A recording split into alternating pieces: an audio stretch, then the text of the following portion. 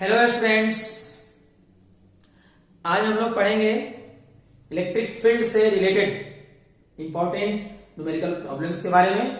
ये numerical problems जो आज मैं बता रहा हूं आप लोगों को 12th क्लास के एग्जाम में बहुत काम आएंगे, या फिर आगे आप लोग अगर इंजीनियरिंग या मेडिकल की एग्जाम में बैठेंगे आप लोग, तो वहां भी ये न्यूमेरिकल जो बताने जा रहा हूं मैं आप लोग को काफी हेल्प करेंगे प्रॉब्लम को सॉल्व करने में।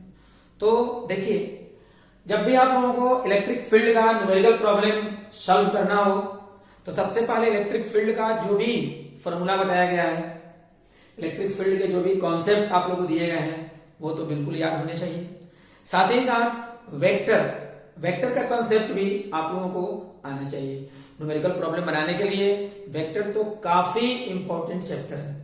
वेक्टर अगर आप लोग अच्छे से याद नहीं रखे हैं, वेक्टर से रिलेटेड जो भी बातें वेक्टर चैप्टर में 11th क्लास में आप लोग को बताया गया था, अगर वो आप लोग अच्छे से याद नहीं रखेंगे तो फिर प्रॉब्लम बनाने में दिक्कत होगी। तो देखिए, इसलिए आप लोग को क्या करना है, वेक्टर चैप्टर जो 11th में आप लोग पढ़े थे एक बार रिवीजन कर लेना है। तो हम लोग बनाएंगे इस प्रॉब्लम को। यहां दिया हुआ है there are two identical point charges plus small q. Identical यहां माइनस स्मॉल क्यू भी दिया जा सकता था, लेकिन क्वेश्चन में प्लस स्मॉल क्यू दिया हुआ है तो हम लोग प्लस स्मॉल क्यू लेकर के ही बनाएंगे। तो दो आइडेंटिकल पॉइंट चार्जेस हैं, एक प्लस स्मॉल क्यू और जो सेकेंड पॉइंट चार्ज है वो है प्लस स्मॉल क्यू। फर्स्ट भी प्लस स्मॉल क्यू और सेकेंड भी प्लस स्मॉल क्यू, और दोनों के बीच का डिस्टेंस स्मॉल आर है। लेकिन यहां दिया गया है कि दोनों पॉइंट चार्जेस जो हैं इनको जोड़ने वाला, ज्वाइन करने वाला जो लाइन है, इसके मिडिल पॉइंट, मिडिल माने क्या होता है, ठीक बीच में, तो बीच वाला पॉइंट को मान लेते हैं O। तो पूरा डिस्टेंस R है तो हाफ डिस्टेंस यहां हो जाएगा R/2 और यहां भी हाफ डिस्टेंस हो जाएगा R/2। यहां बताना है टोटल इलेक्ट्रिक फील्ड का वैल्यू कितना के बराबर होगा। कैसे निकालेंगे हम लोग, more than one point charges हैं तो सुपर पोजिशन प्रिंसिपल का एप्लीकेशन करेंगे। क्या करना है, सुपर पोजिशन प्रिंसिपल क्या कहता है, जितने भी पॉइंट चार्जेस अगर आपको मिलते हैं और किसी पॉइंट पर टोटल इलेक्ट्रिक फील्ड का कैलकुलेशन करना है तो सबसे पहले क्या करेंगे, सभी पॉइंट चार्जेस के द्वारा अलग अलग इलेक्ट्रिक फील्ड का कैलकुलेशन करेंगे और फिर सबका वेक्टोरियल सम करेंगे, वेक्टर के मेथड से ऐड करेंगे इनको। तो यहां पर पॉजिटिव पॉइंट चार्ज है, इसके कारण वो पॉइंट पर इलेक्ट्रिक फील्ड का डायरेक्शन किधर होगा, रेडियली आउटवर्ड। तो यहां होगा ऐसे हो जाएगा E1 वेक्टर, और ये भी पॉजिटिव है, इसके कारण भी वो पॉइंट पर इलेक्ट्रिक फील्ड का डायरेक्शन किधर होगा, रेडियली आउटवर्ड होगा। पॉइंट चार्ज से अवे होगा, दूर होगा। E2 वेक्टर, यहां ध्यान देना है कि दोनों पॉइंट चार्ज के कारण वो पॉइंट पर जो इलेक्ट्रिक फील्ड हम लोग कैलकुलेट किए हैं, दोनों इलेक्ट्रिक फील्ड का डायरेक्शन क्या है, म्यूचुअली अपोजिट है, एक दूसरे के अपोजिट डायरेक्शन में है। अब यहां मैग्नीट्यूड के बारे में थोड़ा आप लोग ध्यान देंगे तो प्लस स्मॉल क्यू के कारण वो पॉइंट पर इलेक्ट्रिक फील्ड जिसका डिस्टेंस है R/2, इधर भी प्लस स्मॉल क्यू के कारण वो पॉइंट पर इलेक्ट्रिक फील्ड जिसका डिस्टेंस है R/2, दोनों एक जैसा है तो दोनों फील्ड का मैग्नीट्यूड क्या होना चाहिए, सेम होना चाहिए। मतलब यहां से निकालेंगे हम लोग तो क्या आएगा, mod of E1 vector equal to mod of E2 vector, and it is equal to कितना के बराबर होगा, किसी भी एक पॉइंट चार्ज के कारण फील्ड का मॉड निकालेंगे 1/4πε0 into Q/R/2 whole square of R/2 इतना हो जाएगा। And the direction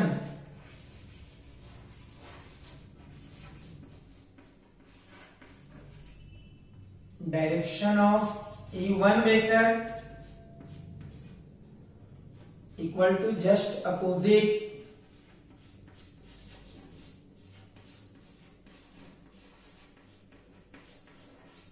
just opposite to the direction of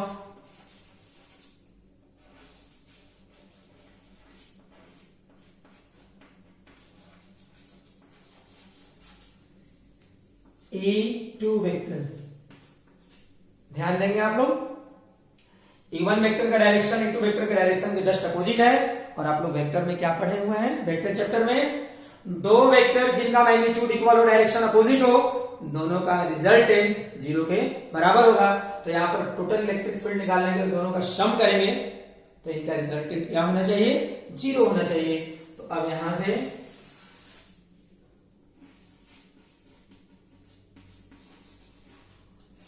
the resultant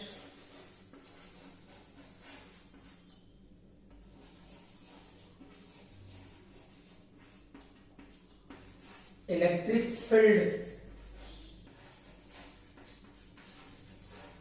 at the point O sigma E vector equal to E1 vector plus E2 vector equal to 0, sigma E vector equal to 0। तो याद आप लोग को रखना है, ये objective type question में ये अक्सर पूछा जाता है। दो आइडेंटिकल पॉइंट चार्जेज हो, दोनों पॉजिटिव या दोनों नेगेटिव कुछ भी हो, तो दोनों को जोड़ने वाले लाइन के ठीक बीच में रिजल्टेंट इलेक्ट्रिक फील्ड का वैल्यू 0 के बराबर होता है। यहां एक और बहुत जरूरी बात ध्यान देना है, अगर दो आइडेंटिकल पॉइंट चार्जेस को जोड़ने वाले लाइन के ठीक बीच में रिजल्टेंट इलेक्ट्रिक फील्ड यहां 0 हो गया, तो रिजल्टेंट अगर 0 हो गया फील्ड, तो यहां कोई भी चार्ज आप रखेंगे तो चार्ज पर कोई फोर्स नहीं लगेगा, क्योंकि इलेक्ट्रिक चार्ज पर फोर्स लगाने का काम कौन करता है, इलेक्ट्रिक फील्ड करता है। और जहां इलेक्ट्रिक फील्ड ही 0 हो जाए तो वहां पर फोर्स भी नहीं लगेगा।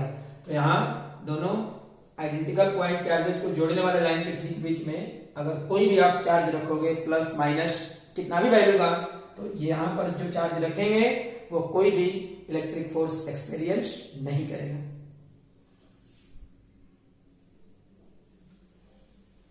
यहां न्यूमेरिकल में दिया हुआ है दो पॉइंट चार्ज, एक पॉइंट चार्ज पॉजिटिव है और एक पॉइंट चार्ज निगेटिव है।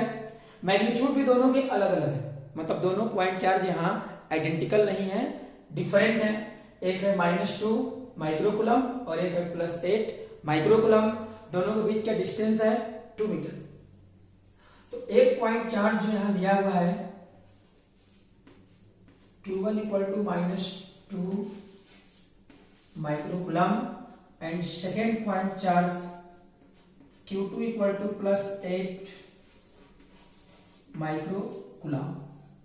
यहां माइक्रोकुलम दिया हुआ है, हम चाह रहे हैं पहले माइक्रो का यहां वैल्यू अगर लिख दें -2 into 10⁻⁻6 coulomb, 1 micro equal to 10⁻⁻6, और यहां भी हो जाएगा +8 इंटू 10⁻⁻6 कुलम।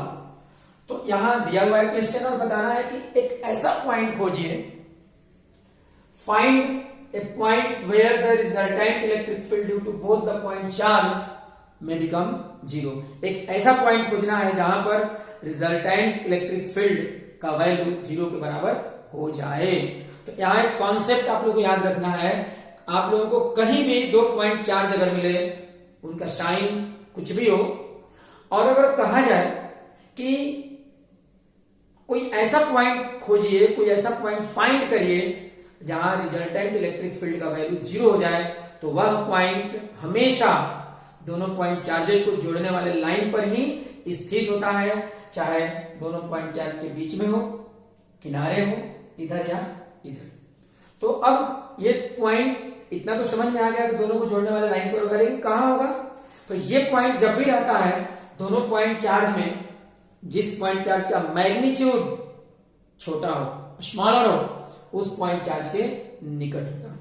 यहां 8 माइक्रोकुलम मैग्नीट्यूड है, चार्ज का मैग्नीट्यूड, मतलब साइन को छोड़ दें तो देखिए 8 माइक्रोकुलम बड़ा है और यहाँ 2 माइक्रोकुलम मैग्नीट्यूड है, छोटा है, तो वह पॉइंट हर हाल में इसके निकट होगा। अब देखना है इस साइड में होगा या इस साइड में होगा।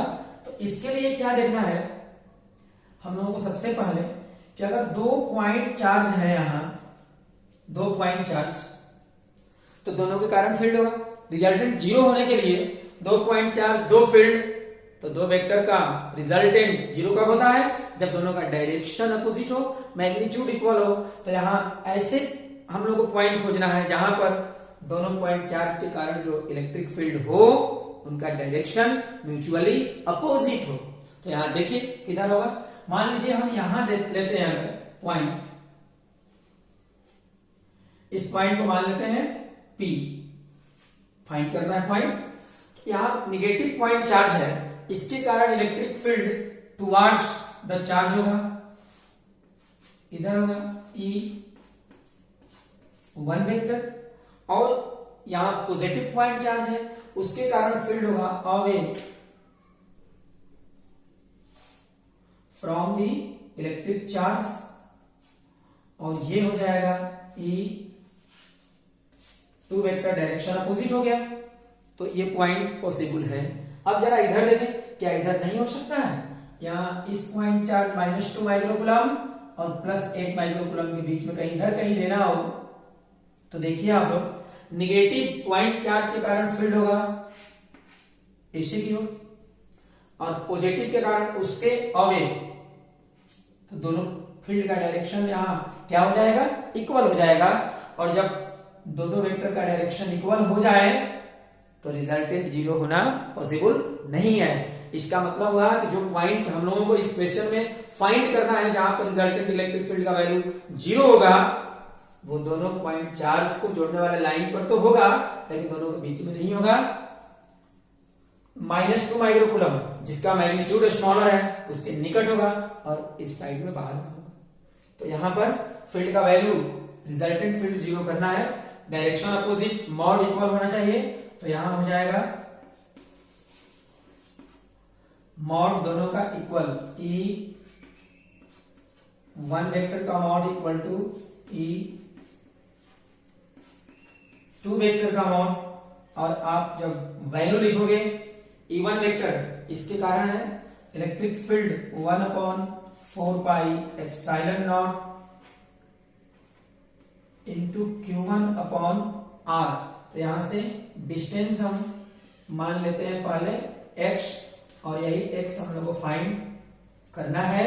तो ये हो जाएगा x² इक्वल टू, अब Q2 के कारण इलेक्ट्रिक फील्ड हम लोगों को यहां लिखना है 1/4πε0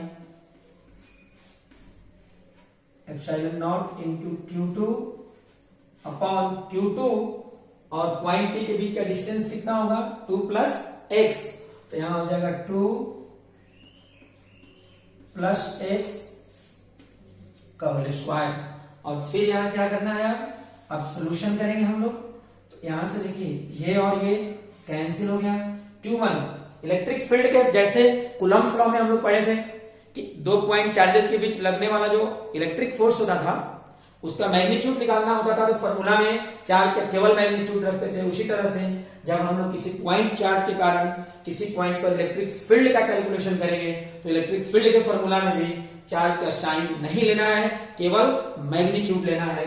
तो यहां पर Q1 साइन तो निगेटिव है, लेकिन केवल मैग्नीट्यूड लेना है। तो यहां हम लोग मैग्नीट्यूड लेंगे, ये हो जाएगा 2 × 10⁻⁻6 अपॉन x² इक्वल टू, अब यहां हो जाएगा Q2 का 8 × 10⁻⁻6 अपॉन 2 + x का होल स्क्वायर, ये कैंसिल होगा, और यहाँ 4 टाइम्स में कैंसिल होगा। फिर यहाँ 2 + x का whole square upon x² equal to 4, यहाँ स्क्वायर, आगे इसको सॉल्व करेंगे तो आएगा यहां 2 + x upon x equal to √4, और फिर यहां सॉल्व करेंगे आगे तो हो जाएगा 2 plus x upon x equal to 2, और यहां क्रॉस मल्टीप्लीकेशन हम लोग करेंगे। 2x equal to 2 plus x, 2x minus x equal to 2 and x equal to 2 metre. इसका मतलब ये हुआ कि इस क्वेश्चन में जो पॉइंट हम लोग को फाइंड करना है वह पॉइंट जो स्मॉलर मैग्नीट्यूड वाला चार्ज है उससे 2 मीटर के डिस्टेंस पर होगा, और इस पॉइंट पर रिजल्टेंट इलेक्ट्रिक फील्ड का वैल्यू क्या हो जाएगा, 0 के बराबर हो जाएगा। इस न्यूमेरिकल में डायग्राम ऑलरेडी दिया रहेगा, और क्या दिया हुआ है, एक स्क्वायर दिया हुआ है, और स्क्वायर के प्रत्येक वर्टेक्स पर इलेक्ट्रिक चार्ज जब डायग्राम दिया हुआ है तो डायग्राम में कुछ भी दिया है, टोटल हम क्या कहेंगे, क्वेश्चन में दिया हुआ है। तो यहाँ प्रत्येक वर्टेक्स पर चार्ज दिया हुआ है +2 माइक्रोकूलम, +2 माइक्रोकूलम, +2 माइक्रोकूलम, +2 माइक्रोकूलम, और स्क्वायर का प्रत्येक साइड यहां दिया हुआ है कितना, 10 सेंटीमीटर। आप न्यूमेरिकल जब बनाएंगे तो जो SI यूनिट में वैल्यू है उसको सबसे पहले हम लोग चेंज कर दें किसमें, सॉरी जो सीजीएस सिस्टम में यहां दिया हुआ है, गलत बोल दिया मैंने, यहां सीजीएस सिस्टम में जो दिया हुआ है वैल्यू 10 सेंटीमीटर, सबसे पहले इसे चेंज करेंगे हम लोग किसमें, SI यूनिट में चेंज करेंगे। तो 10 सेंटीमीटर SI यूनिट में जब चेंज करेंगे तो क्या हो जाएगा, यहां 10 into 10 to the power -2 metre, और ये हो जाएगा 10 to the power -1 metre. Charge का वैल्यू यहां +2, और माइक्रो का वैल्यू होता है 10 to the power -6 coulomb.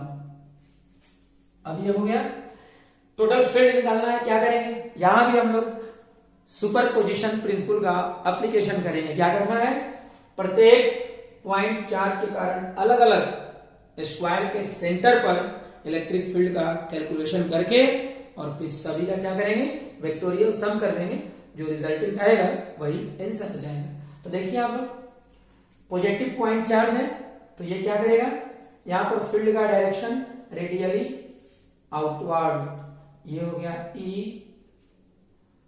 A vector, और फिर हो गया यहां B Q B, ये भी पॉजिटिव है, रेडियली आउटवर्ड,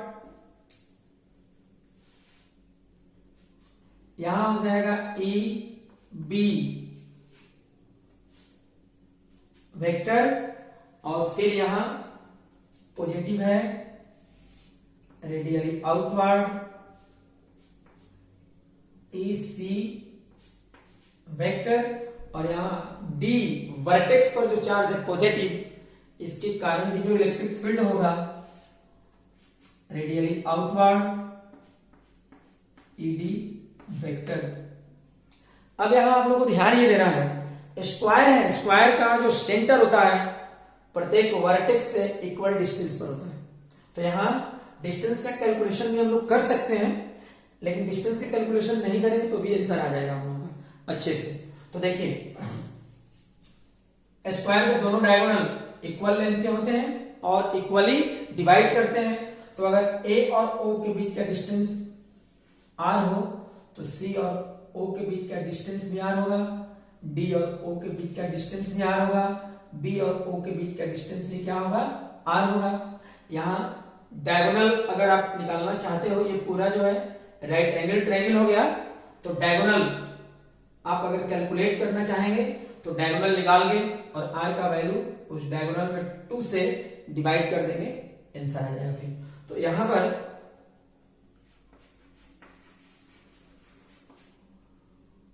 डायगोनल AC और AC इक्वल टू कितना हो जाएगा, 10 to the power -1 into square root 2 metre. और R का जब कैलकुलेशन हम लोग करेंगे, R मतलब AO, ये R, तो ये पूरा जो डायगोनल है उसमें हाफ हो जाएगा R। तो यहां पर small r equal to AC upon 2, ये आ गया। अब हम लोग यहां देखिए आप लोग +2 माइक्रोकुलम पॉइंट चार्ज के कारण O पॉइंट पर इलेक्ट्रिक फील्ड, यहां भी +2 माइक्रोकुलम पॉइंट चार्ज के कारण इलेक्ट्रिक फील्ड, यहां भी +2 माइक्रोकुलम के कारण इलेक्ट्रिक फील्ड, +2 माइक्रोकुलम के कारण सब एक जैसा है, तो इलेक्ट्रिक फील्ड का मैग्नीट्यूड भी सबके कारण क्या होगा, इक्वल होना चाहिए। तो यहां लिखना होगा mod of A vector equal to mod of B vector equal to mod of C vector equal to mod of D vector equal to क्या करेंगे हम लोग, कोई एक पॉइंट चार्ज ले लीजिए, चाहे ए वर्टेक्स वाला या बी या सी या डी, और किसी एक के कारण इलेक्ट्रिक फील्ड हम लोग फाइंड कर लेंगे। तो यहां हो जाएगा 1/4 pi epsilon 0 into Q A upon R square, मतलब यहां से 1/4 pi epsilon naught into Q A कितना है 2 इंटू 10⁻⁻6 अपॉन आर का वैल्यू है AC upon 2,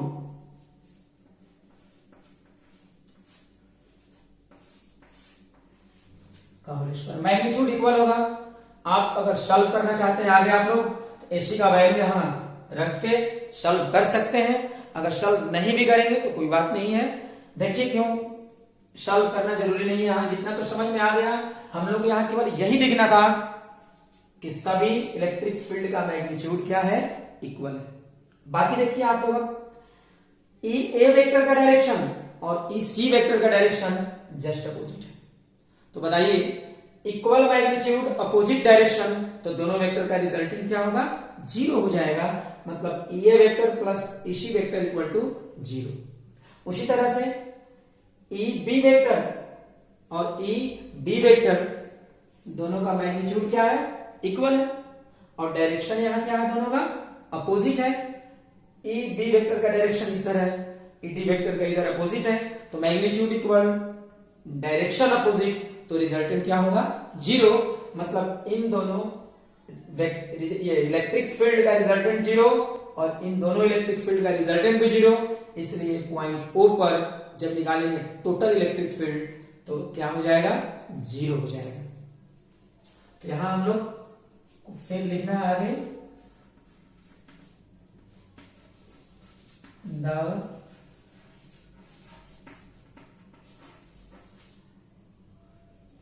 direction of E A vector equal to just opposite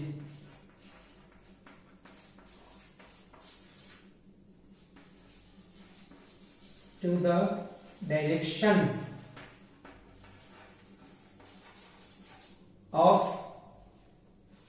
E C vector, A vector का direction इसी vector का डायरेक्शन के just opposite and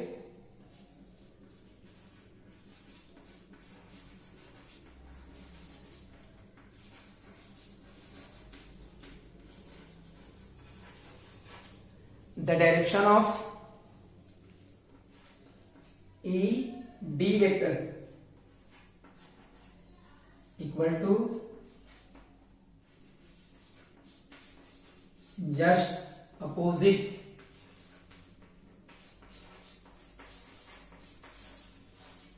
to the direction of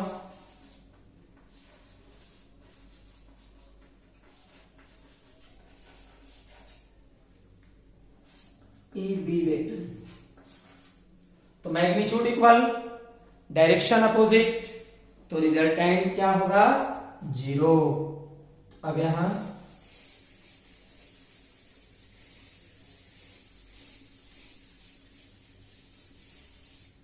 लिखना होगा सो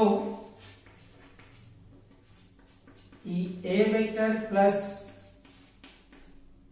ई C vector equal to 0 and E B vector plus E D vector equal to 0, और तब last में लिखेंगे हम लोग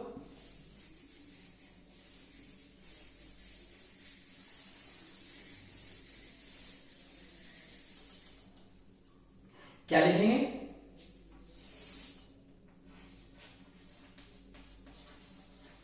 the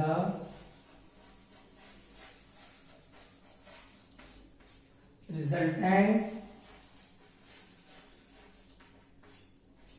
electric field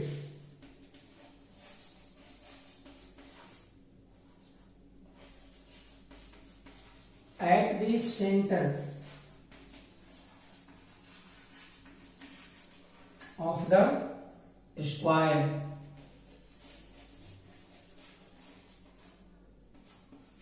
sigma E vector equal to A vector plus EC vector plus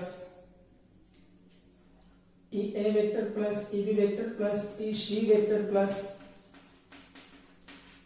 E D vector, और आप लोग अभी जस्ट पढ़े हैं ए वेक्टर और इसी वेक्टर का सम 0, ए बी वेक्टर और ई डी वेक्टर का सम 0, और इसलिए रिजल्टेंट इलेक्ट्रिक फील्ड का वैल्यू यहाँ क्या हो जाएगा, 0 हो जाएगा। तो याद रखना है हम लोगों को, कोई भी अगर स्क्वायर अगर आपको दिया जाए और स्क्वायर के प्रत्येक वर्टेक्स पर आइडेंटिकल पॉइंट चार्ज हो तो उसके सेंटर पर रिजल्टेंट इलेक्ट्रिक फील्ड का वैल्यू 0 के बराबर होता है। ये जो क्वेश्चन है अभी इलेक्ट्रिक फील्ड से रिलेटेड, ये भी बहुत ही बढ़िया क्वेश्चन है, और जनरली ये क्वेश्चंस जो हैं ये पूछे जाते हैं, तो इससे भी आप लोग को अच्छे समझना है। देखने में बहुत बड़ा क्वेश्चन है लेकिन इसका सॉल्यूशन बहुत आसान है, बहुत जल्दी बनेगा। लेकिन मैं बार बार बोल रहा हूं, इलेक्ट्रिक फील्ड का अगर प्रॉब्लम बनाना है तो वेक्टर का कॉन्सेप्ट आपको अच्छे से आना चाहिए। तो देखिए आप, कोई भी ट्रायंगल हो, ट्रायंगल का जो सेंटर होता है, जहां पर ट्रायंगल के मेडियंस मिलते हैं उसी को क्या कहते हैं, सेंटर कहते हैं। तो ट्रायंगल का सेंटर ये हो गया ये जो इक्विलैटरल ट्रायंगल है इसका सेंटर हो गया जहां मीडियम मिलेंगे, और इस सेंटर पे बताना है तो total electric field, resultant electric field का वैल्यू कितना के बराबर होगा। कैसे बनाएंगे देखेंगे पहले हम लोग। तो चार्ज सम इक्वल है यहां, और इक्विलैटरल ट्रायंगल है तो इक्विलैटरल ट्रायंगल के प्रत्येक वर्टेक्स से सेंटर का डिस्टेंस क्या होता है, इक्वल होता है, और इसलिए प्रत्येक पॉइंट चार्ज के कारण जो यहां मैग्नीट्यूड होगा किसका, फील्ड का, यहां पर +10 माइक्रो कूलम के कारण इलेक्ट्रिक फील्ड का मैग्नीट्यूड, यहां +10 का कारण इलेक्ट्रिक फील्ड का मैग्नीट्यूड, और यहां भी +10 के कारण यहां इलेक्ट्रिक फील्ड का मैग्नीट्यूड आपस में क्या होना चाहिए, इक्वल होना चाहिए। तो ये हम लोग यहां लिखेंगे ई ए वेक्टर, और यहां होगा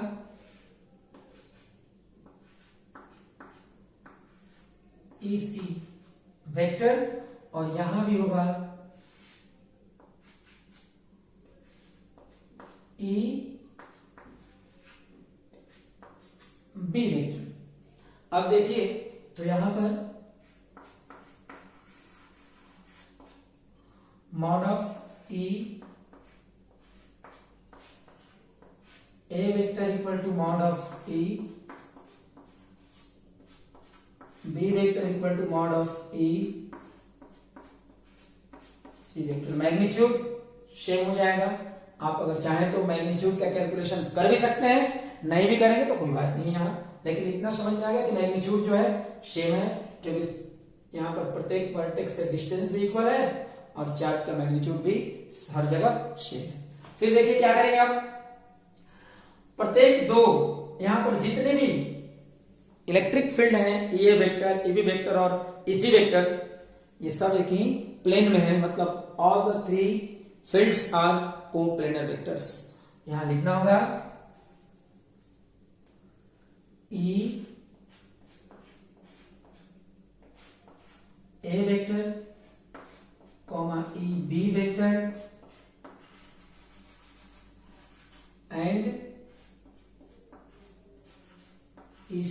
vector are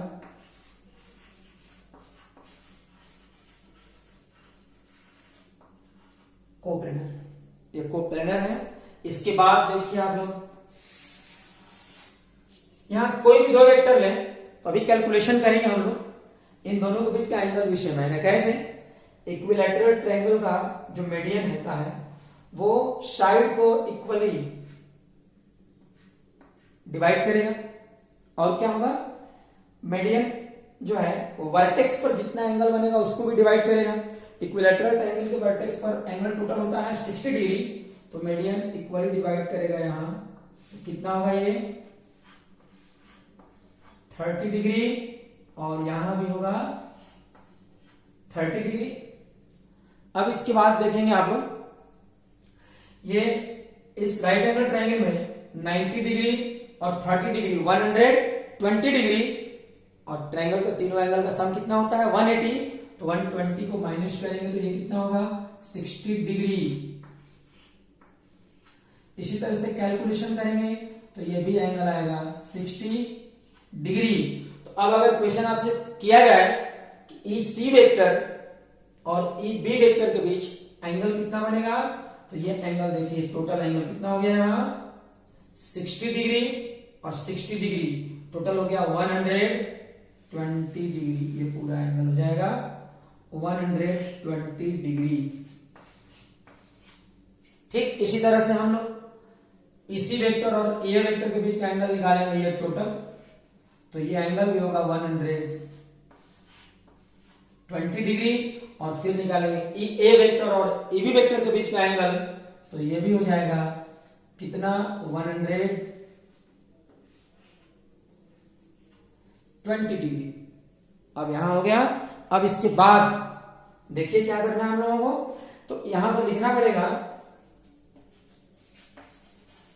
the angle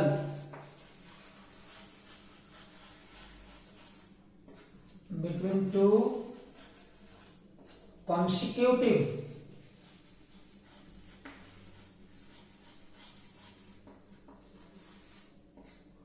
vectors, the angle between two consecutive vectors, यहां fields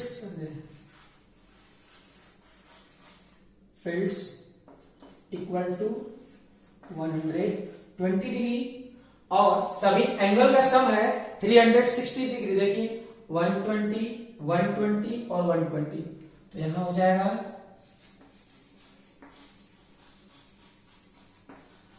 the sum of all the angles equal to 360 degree. तो एक यहां कॉन्सेप्ट है जो वेक्टर्स चैप्टर में आप लोग पढ़े हुए हैं, इसे अच्छे से याद है तो बहुत अच्छी बात है, नहीं याद है तो रिवीजन करना है। क्या याद करना है कि अगर कहीं मोर देन 2 वेक्टर्स हो, 2 से अधिक होना चाहिए, 3, 4, 5, 6, 7, 8 कुछ भी, मोर देन 2 वेक्टर्स हो, सबका मॉड इक्वल, सब कोप्लेनर हो, और कोई भी दो कंसेक्यूटिव वेक्टर के बीच का एंगल इक्वल हो, और सभी एंगल का सम 360 डिग्री हो, तो ऐसे कंडीशन में सभी वेक्टर का रिजल्टेंट 0 के बराबर होता है।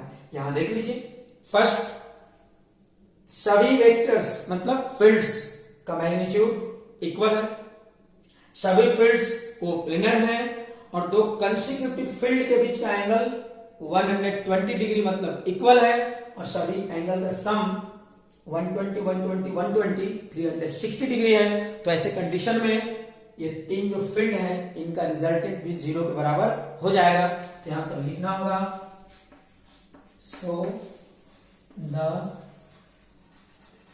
resultant electric field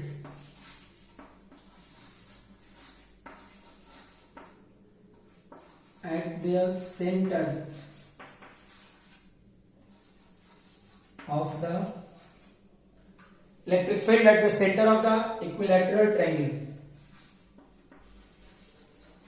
given triangle, equilateral triangle,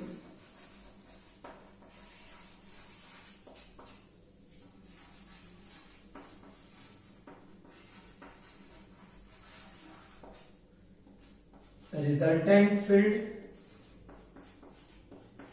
E A vector plus E B vector plus E C vector equal to 0 और रिजल्टेंट फील्ड इक्वल टू 0। तो आज इतना ही रहते हैं हम लोग। इसे आप लोग बना सकते हैं, बना लीजिए।